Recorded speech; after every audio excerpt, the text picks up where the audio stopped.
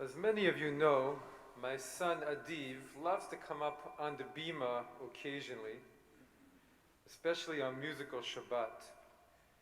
Now, his preferred way of dressing on a daily basis is as comfortable as it can get, pajamas most of the time, and we have trouble getting him out of his pajamas. But when he knows that he's coming onto the bima for Shabbat services, he goes straight to his closet and he gets his suit and white shirt and pants out, invariably. So when I asked him about it, I said, why do you wear pajamas the rest of the time, but then when you come, you wear your suit? He just smiles and he says, I like to dress like a rabbi on Shabbat.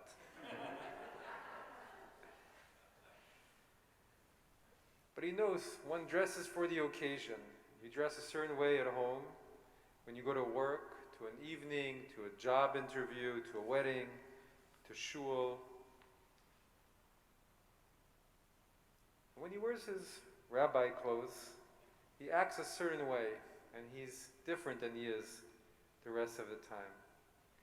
And we all take on different parts of ourselves, depending on the different roles, the different clothes that we wear in the world and in our lives.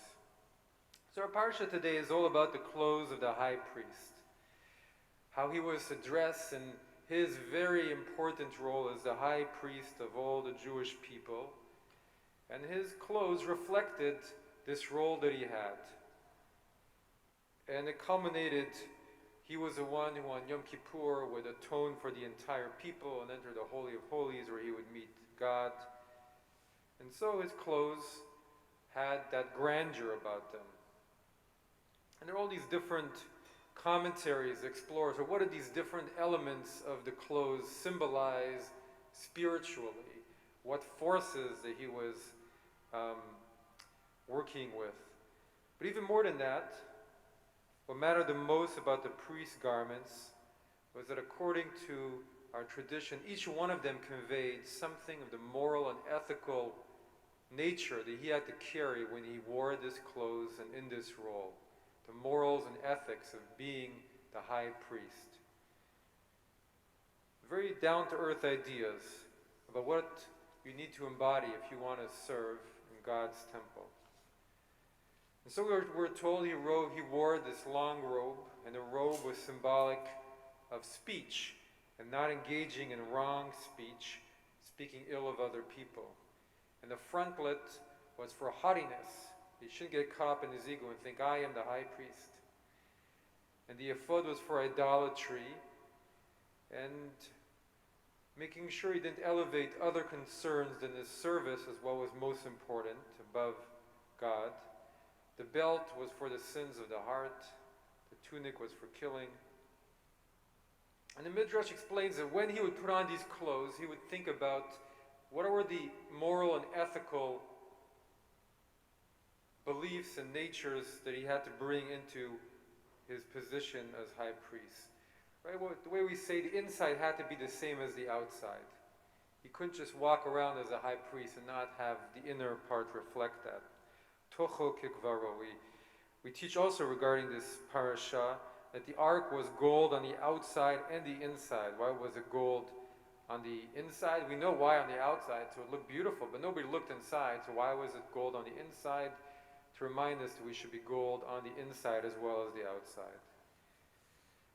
And so the priests, not just him, but all the priests wore special clothes, and they served so many functions. They taught the people, they offered sacrifices, as Jews did for thousands of years. And how could they stand in front of the people in worship if they didn't abide by these morals and ethics? And it's a very powerful idea about all the different roles we embody, that each role we embody has a certain set of ethics and morals. Every pair of clothes that we put on, we know now we have to shift into that way of thinking, whether we're doctors or clergy or business people, however we walk in the world. And so perhaps we could say that the laws that we read this morning and their symbolisms about the high priest apply to clergy today. And even more, our tradition teaches that after the destruction of the temple, all of us are priests in our homes, in our world, that our insides should be as our outsides. And we can even take this idea further, as we've been discussing as a society for the past several years. What are the basic tenets and morals and ethics of being a democratic government? Right? Justice, equality before the law, fairness. If you don't have those inner qualities, the outer collapses. What about politicians? Well, we hope at least a little bit of what was demanded of priests, the politicians could also embody. At least the very basic. Not to kill or be an instrument of death and violence. And the other qualities of added would be a bonus. Not using speech wrongly or creating false idols or getting caught in sins of the heart and the flesh or getting caught up in their ego. The very basic, not killing. We also have morals and ethics in our personal relationships. The hats we wear with our friends, our family members, as children, as parents, as spouses, siblings. And we're challenged to embody straightforwardness and truth and treat them